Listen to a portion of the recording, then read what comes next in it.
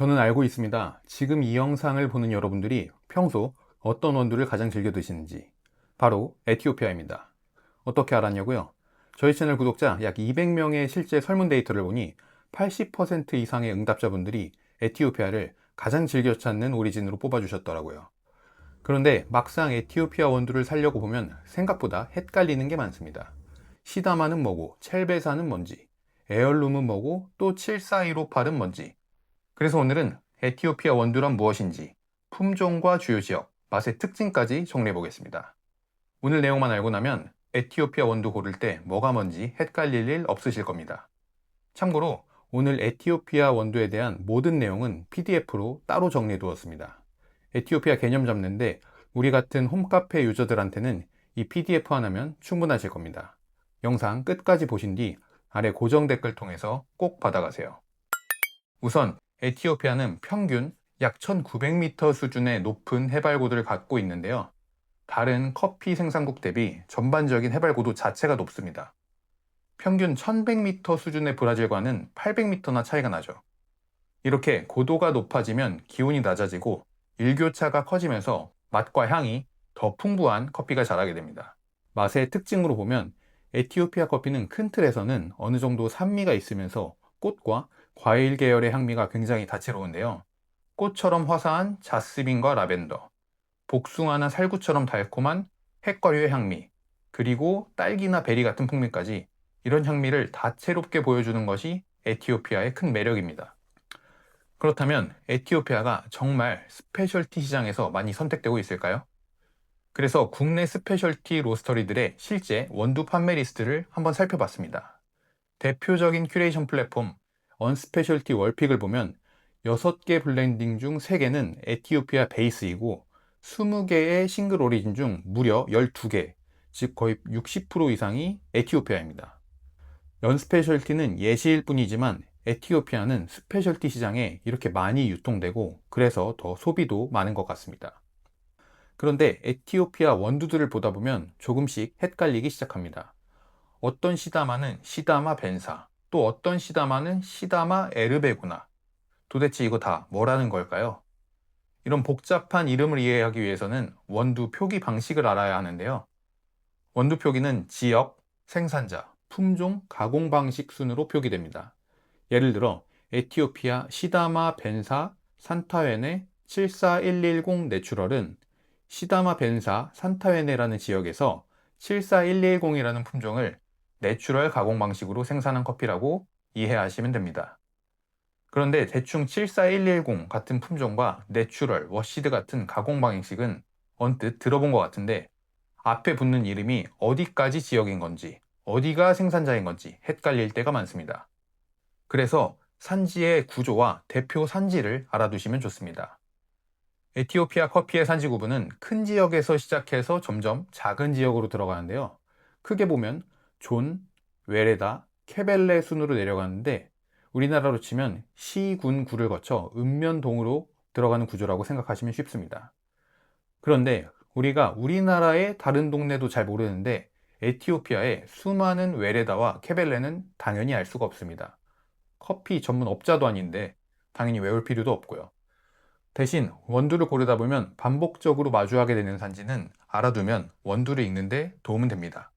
예를 들어 예가체프 첼베사 한 번쯤 들어보신 적 있을 겁니다. 바로 예가체프로 잘 알려진 게데오존 안에 게뎁 웨레다, 그 안에 첼베사 케벨레인 겁니다. 또 하나 자주 보이는 곳이 예가체프 코케인데요. 코케는 게뎁존, 예가체프 웨레다, 코케 케벨레 이런 구조로 이해하시면 됩니다. 참고로 원두에 따라 지역이 웨레다 단위까지만 표기되는 경우도 있고 커피를 가공하는 워싱 스테이션과 케벨레의 명칭이 혼용되는 경우도 있습니다. 그렇다고 해서 너무 복잡하게 생각하실 필요는 없고 대표적인 몇 가지 지역만 알아두셔도 충분합니다. 이 대표적인 지역들은 PDF에 함께 정리해 두었으니 에티오피아 원두를 보다가 이 지역이 어디였지? 싶을 때 한 번씩 찾아보면 도움이 되실 겁니다. 이제 에티오피아 원두를 볼 때 또 하나 자주 등장하는 것이 있습니다. 바로 등급과 품종입니다. 에티오피아는 원두의 G1부터 G8까지 등급을 나눈 체계가 있습니다. 쉽게 말하면 생두의 결점도가 얼마나 적은지를 기준으로 등급을 나누는 건데요. G1은 생두 300g 기준 결점도 3개 이하입니다. 우리가 흔히 사 먹는 200g 기준 2, 3만 원대의 스페셜티 에티오피아라면 대부분 G1 등급이라고 생각하시면 쉽습니다. 다만 원두를 사다 보면 어떤 원두에는 G1이라고 적혀 있고 또 어떤 원두에는 표시가 없는 경우도 있습니다. 이건 수입사에 따라서 표기 정보가 다르기 때문에 200g 기준 2, 3만 원대의 스페셜티 원두라면 G1 표기 여부는 크게 신경 쓰실 필요는 없습니다. 그리고 에티오피아 원두를 보다 보면 에얼룸이라는 단어도 굉장히 자주 보실 텐데요. 에얼룸은 하나의 특정 품종 이름이라기보다는 에티오피아에서 오랫동안 재배되어 온 다양한 토착 품종들을 통칭해서 부르는 표현입니다. 그리고 74110, 74112, 74158 같은 숫자들은 에티오피아 커피 연구기관에서 연구 선발한 계통에 붙은 번호인데요.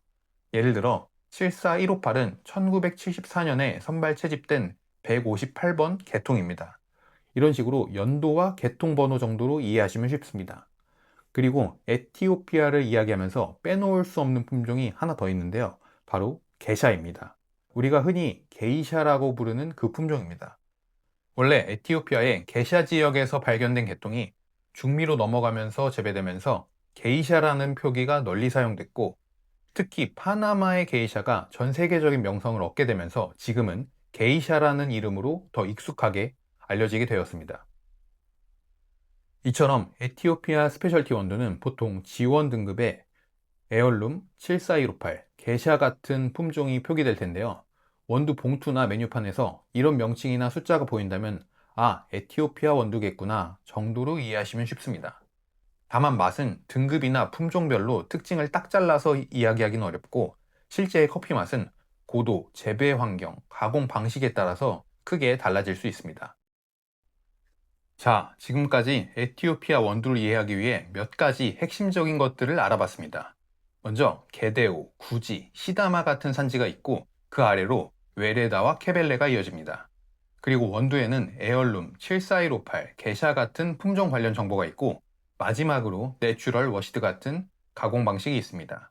그리고 다음 영상에서는 한 단계 더 들어가 볼 텐데요. 가격 대비 만족도가 정말 좋은 에티오피아 원두는 어떻게 골라야 하는지, 산지, 생산자, 수확 시기, 생두 업체, 그리고 로스터리까지 보면서 에티오피아 원두 고르는 기준을 다뤄보겠습니다.